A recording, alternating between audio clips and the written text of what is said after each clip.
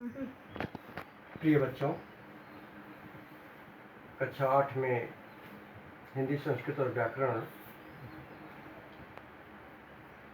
विषय में हम आपको विभिन्न तथ्यों से अवगत कराएंगे। लेकिन सबसे पहले प्रथम कक्षा शिक्षण प्रारंभ हो, इसके पहले भगवान गणेश की वंदना कर लेते हैं कि हे भगवान गणेश, हमें इतना आत्मबल दीजिए कि हम किताबों को पूरी तरह रट लें और हमें कभी किसी तरह की शाब्दिक कठिनाई न हो।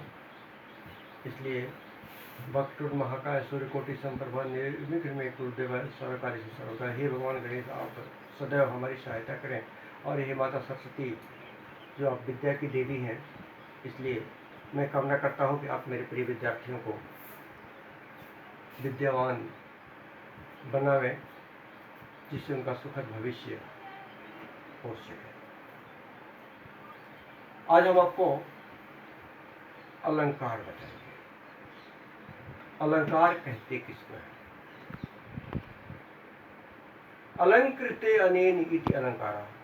शब्द में जिन शब्दों से चमत्कार उत्पन्न होता हो उसे अलंकार कहते हैं। अलंकार का शाब्दिक अर्थ गहना या आभूषण है। अब गहना आभूषण तो आपको पता ही है कि पहनने से शारीरिक सौंदर्य में वृद्धि होती है। उसी तरह शब्द भी काव्य में उसके सौंदर्य में वृद्धि करते हैं। इस प्रकार केवल आभूषण सोने चांदी के ही होते हैं ऐसा नहीं है। वस्त्र भी और अन्य केश विन्यास भी आभूषण के ही श्रेणी में आते हैं। ऐसा जो कुछ भी जो हमारे शारीरिक सौंदर्य को बढ़ाता हो वो सब अलंकार है। सामान्य रूप से ये जान लें। और काव्य की भाषा में अलंकृते अनेन इति अलंकार, जो शब्द काव्य में आकर के चमत्कार उत्पन्न करे, काव्य के सौंदर्य को वृद्धि करते हो, वो शब्द अलंकार कहलाते हैं। अलंकार दो तरह के होते हैं, एक शब्द अलंकार और एक अर्थ अलंकार। शब्दों के द्वारा जहां काव्य में चमत्कार उत्पन्न होता हो वहां शब्द अलंकार होता है, और जहां अर्थ के द्वारा काव्य में चमत्कार उत्पन्न होता हो वहां अर्थ अलंकार होता है। ठीक जाने, जिन शब्दों के द्वारा काव्य में चमत्कार उत्पन्न होता हो वो शब्द अलंकार की श्रेणी में आते हैं, और जहां अर्थ के द्वारा काव्य में चमत्कार उत्पन्न होता हो वहां वो अर्थ अलंकार की श्रेणी में आते हैं। शब्द अलंकार के तीन भेद हैं, अनुप्रास अलंकार, यमक अलंकार और श्लेष अलंकार। अनुप्रास अलंकार, यमक अलंकार और श्लेष अलंकार, इसके तीन भेद हैं।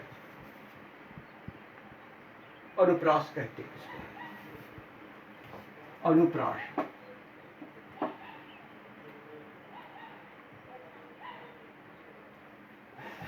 अनुप्रास बना है अनु से, ध्यान रखें। अनु मन होता है बार बार।